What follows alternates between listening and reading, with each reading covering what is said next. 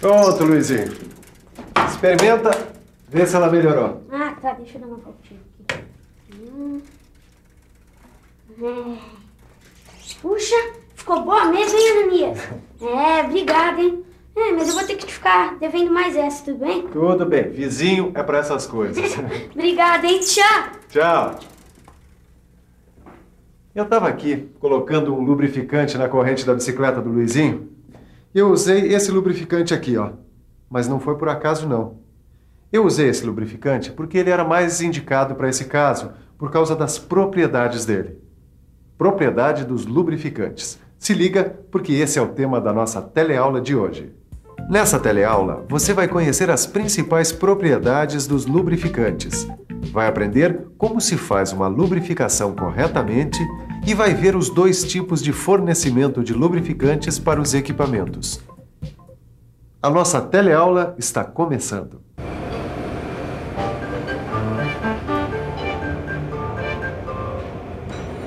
Você ia ter mesmo problema com esse mancal da máquina, Titão, e sabe por quê? Não. Falta de lubrificação. Alguém da manutenção comeu barriga e esqueceu de lubrificar. Mas peraí, Silva, isso é muito grave? Não, o reparo dele até que não é muito complicado. Agora, deixar de lubrificar uma máquina, isso sim é muito grave.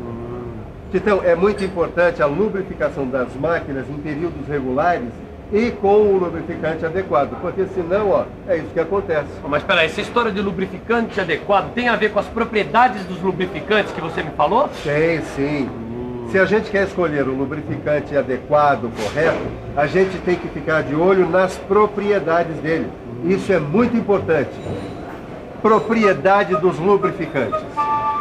A gente está aqui numa fábrica de lubrificantes. A gente veio conversar com um analista químico, que é o Dilson. Ele vai explicar pra gente quais são algumas das propriedades dos lubrificantes. É com você, Dilson. Aderência, viscosidade, ausência de ácidos, pureza química, resistência ao envelhecimento, ponto de inflamação, ponto de congelamento, pureza mecânica. Tá vendo só quantas propriedades? Hoje a gente vai conhecer cada uma delas. As propriedades de um lubrificante são tão importantes que o fabricante tem que informar para a gente na embalagem ou então ainda em catálogos, informando quais são as propriedades que determinados lubrificantes têm. O lubrificante deve permanecer aderido à superfície das peças. Essa propriedade se chama aderência. Para que possa ser arrastado e comprimido no espaço intermediário entre as peças, o lubrificante tem que aderir às superfícies deslizantes. Se ele tiver pouca aderência, não vai poder entrar no espaço interpeças por causa da resistência que essas peças vão oferecer à sua entrada. Ou seja, sem aderência, o lubrificante se solta e acontece o atrito entre as peças. Os lubrificantes apresentam ainda uma outra propriedade, chamada viscosidade. A viscosidade do lubrificante é necessária para evitar o rompimento da camada aderida às superfícies deslizantes. Sem ela, seria impossível a formação de uma película resistente de lubrificante. Para entender melhor o que eu quero dizer, vamos ver viscosidade no dicionário. Viscosidade. Propriedade dos fluidos de oferecer resistência ao movimento ou escoamento. O nível de atrito fluido depende da viscosidade, ou seja, da resistência da camada lubrificante. Não é isso mesmo, mestre Silva? É sim. A viscosidade nada mais é do que uma forma de atrito num deslizamento fluido. Agora tem uma coisa importante, Titão. A camada lubrificante não pode ser muito viscosa para não perder energia por atrito no deslizamento. Por outro lado, também não pode ser pouco viscosa, porque a película lubrificante teria resistência muito pequena. Por exemplo, em cargas grandes, ao invés de acontecer a película espessa, acontece a película mista, que é minimizada pelo uso de lubrificantes adequados. Quer dizer que a viscosidade de um lubrificante nem sempre é a mesma? Não, não é. A viscosidade vai variar de acordo com a temperatura. Se a temperatura for alta, batata. o lubrificante vai ter menos viscosidade. Viu como é muito importante conhecer a temperatura de trabalho para escolher o lubrificante adequado? Agora, uma coisa importante para a gente saber, Titão, é que a viscosidade é medida em aparelhos chamados viscosímetros. Eles medem o tempo requerido por uma determinada quantidade de lubrificante para fluir através de um tubo com certas dimensões em uma determinada temperatura. Olha aqui, este gráfico mostra pra gente a viscosidade de diferentes lubrificantes em função da temperatura. Veja que o aumento da temperatura diminui a viscosidade do lubrificante. Uma das propriedades desse lubrificante aqui é a ausência de ácidos. Isso quer dizer que ele está livre de ácidos orgânicos. Esses ácidos são procedentes da mistura de graxas vegetais e graxas minerais, que são os resíduos do refinamento ácido. Agora, um lubrificante com pureza química é um lubrificante que está livre de álcalis, asfaltos, resinas e parafina. Agora, o que um bom lubrificante tem que ter é resistência ao envelhecimento. Ele não pode variar a sua composição química, mesmo depois de um uso prolongado. E tem mais, um bom lubrificante não oxida, não fica resinoso e nem espesso. Em contato com a água, ele não deve formar emulsão. Outra qualidade muito importante nos lubrificantes é o ponto de inflamação. Ele corresponde à temperatura em que os vapores de óleo se desprendem, formando uma mistura explosiva de ar e vapor de óleo. O ponto de inflamação é muito importante nos lubrificantes de máquinas que trabalham com temperaturas elevadas, como cilindros de vapor, motores de combustão e compressores. Já o ponto de congelamento é a temperatura abaixo da qual o lubrificante fica tão rígido que ele é incapaz de fluir por seu próprio peso através de um tubo com 40 milímetros de diâmetro. Por isso, é muito importante conhecer direitinho o ponto de congelamento de um lubrificante quando se trabalha com máquinas em baixa temperatura. E a última propriedade que a gente precisa conhecer é a pureza mecânica.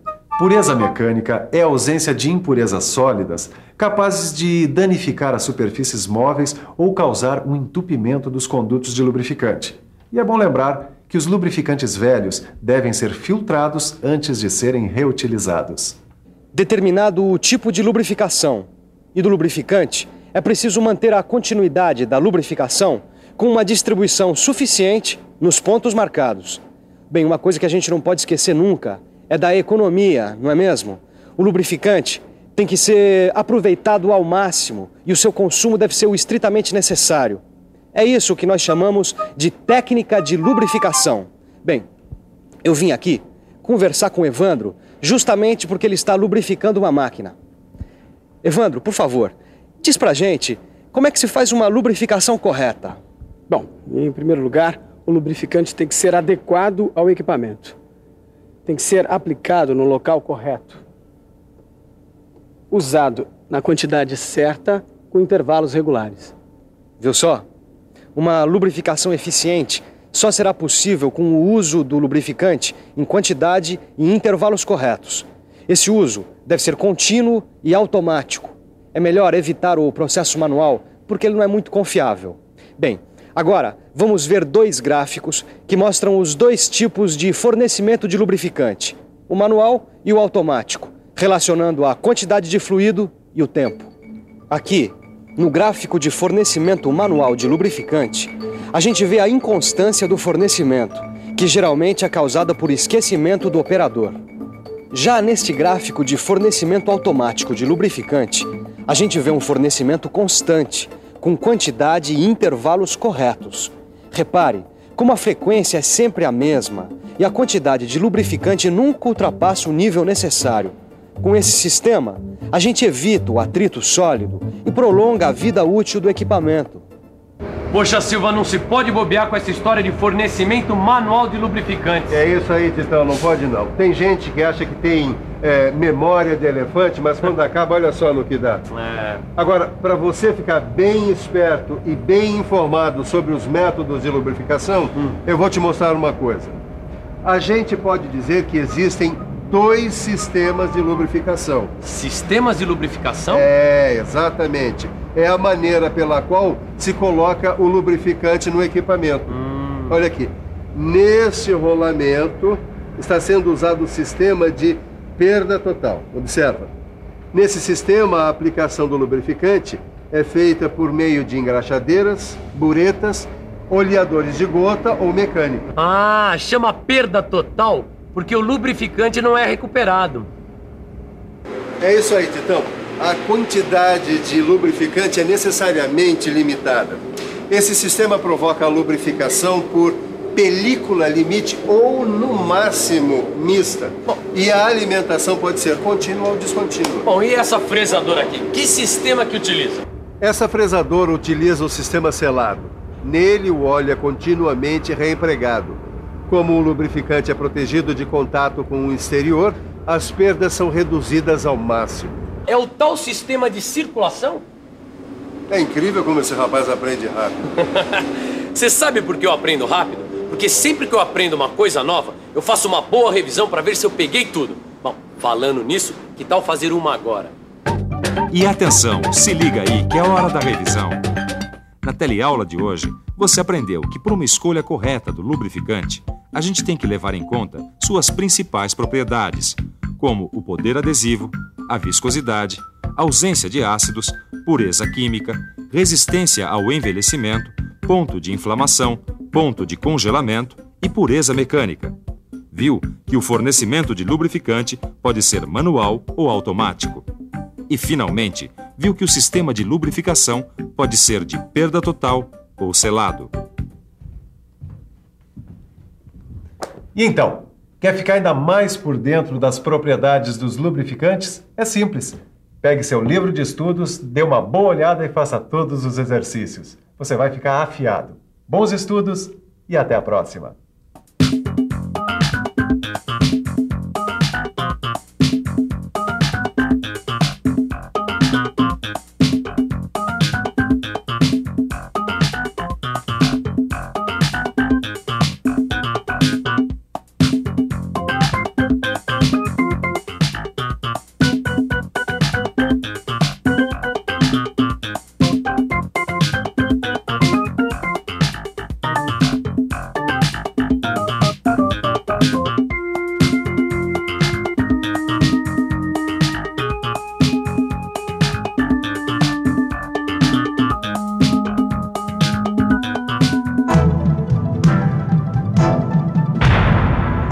Telecurso 2000, um programa de educação do Sistema Fiesp e da Fundação Roberto Marinho.